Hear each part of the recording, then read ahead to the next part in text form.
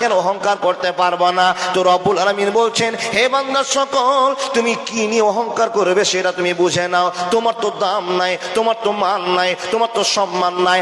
আমি আল্লাহ দুনিয়াতে কিছু দিনের জন্য মেহমান করে পাঠিয়েছি, যদি একবার টুটিটা ধরে নি তুমি শেষ হয়ে গিয়েছো। এ মানুষ শুনে নাও, তুমি অহংকার করার মতো কি তৈরি করেছো একবার বলে দাও। অহংকার করতে পারলে আমি আল্লাহ করব।